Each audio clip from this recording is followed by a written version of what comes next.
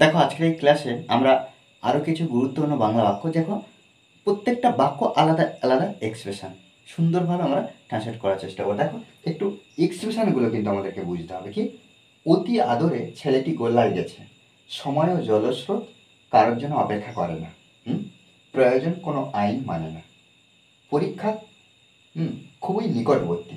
এই যে নিকটবর্তী বা খুব কাছেই, এরকম একটা বিষয়।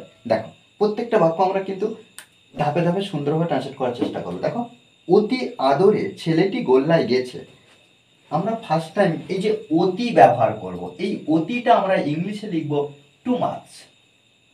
টু মাচ, টু মাচ, অতি আদরে। এই যে আদর ইংরাজি কি, ইন্ডালজেন্স। ইন্ডালজেন্স,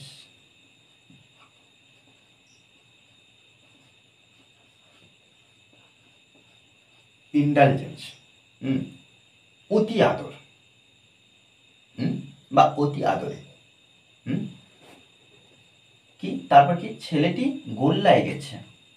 আচ্ছা, এবার একটা আমরা টেন্সগতভাবে দেখি, গোল্লায় গেছে অর্থাৎ কি, অটোমেটিক কিন্তু গোল্লায় যাওয়ার কাজ হয়ে গেছে। হ্যাঁ, গোল্লায় গিয়েছে, হয়ে গেছে কাজটা।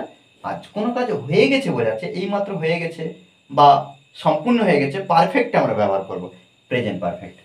ওই জন্য আমরা হ্যাজ বা হ্যাভের মধ্যে যে কোনো একটা আনবো। তাহলে এখানে আমরা হ্যাভ ব্যবহার করব না, এখানে আমরা হ্যাজ ব্যবহার করব। কেন? কারণ সিঙ্গুলারে ব্যবহার করব, ওই জন্য হ্যাজ।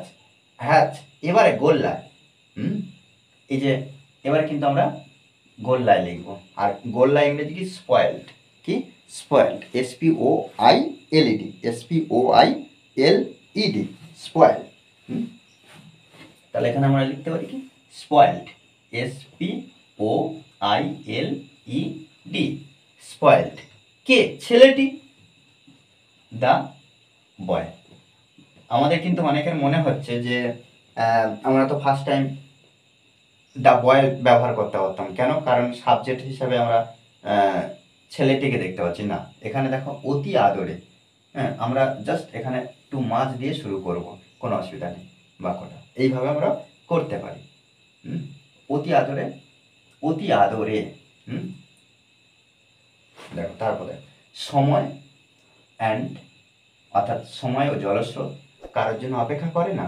তাহলে এখানে আমরা লিখতে পারি time, time and tide, time and tide, সময় এবং জলস্রোত কারোর জন্য অপেক্ষা করে না। তাহলে কারোর জন্য অপেক্ষা করে না, তাহলে এরপরে কিন্তু এই যে অপেক্ষা করা ভার্বটা বসাবো। তাহলে এখানে WAIT, wait for none, wait for, আচ্ছা for, FOR, wait for none. তাহলে কি, টাইম অ্যান্ড টাইড, সময় এবং জলস্রোত, ওয়েট ফর নান, কারোর জন্য অপেক্ষা করে না, ওয়েট ফর নান, কারোর জন্য অপেক্ষা করে না। প্রয়োজন কোনো আইন মানে না, তাহলে এখানে আমরা প্রয়োজন, necessity, NECESSITY, necessity. Knows, no law. Okay, পরীক্ষা খুবই নিকটবর্তী, মানে কি, খুব কাছে, খুব সন্নিকটে, এরকমভাবে বলতে পারি। তাহলে এখানে পরীক্ষা, তাহলে এখানে আমরা লিখতে পারি কি, দ্য এক্সামিনেশন, বা এক্সাম শর্টে আমরা দিতে পারি।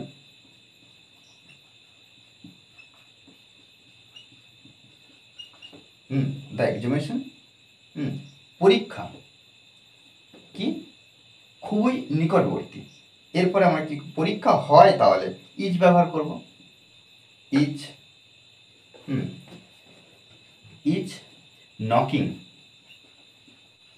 Knocking, knocking at the door. তাহলে কি, দ্য এক্সামিনেশন, পরীক্ষা, is knocking at the door, খুবই সন্নিকটে বা নিকটবর্তী। ওকে, দেখো শেষের বাক্যটা দিয়েছি কি, দুর্গাপূজা সন্নিকটে। আমরা সন্নিকটে বলতে পারি বা নিকটবর্তী বলতে পারি। এই বাক্যটা আমাকে অবশ্যই কমেন্ট বক্সে জানাবে। কেন? কারণ আমাদেরকেও প্র্যাকটিস করতে হবে। আর মনে রাখতে হবে, ইংলিশ প্র্যাকটিস না করলে আমরা কোনো মতে ইমপ্রুভ করতে পারবো না। ওকে, আর এই ক্লাসটি যদি ভালো লাগে অবশ্যই লাইক করুন স্যার। আর যারা এখনও পর্যন্ত এই চ্যানেলটি সাবস্ক্রাইব করেননি তারা অবশ্যই চ্যানেলটি সাবস্ক্রাইব করে পাশে থাকবেন। Okay, thanks for watching this video.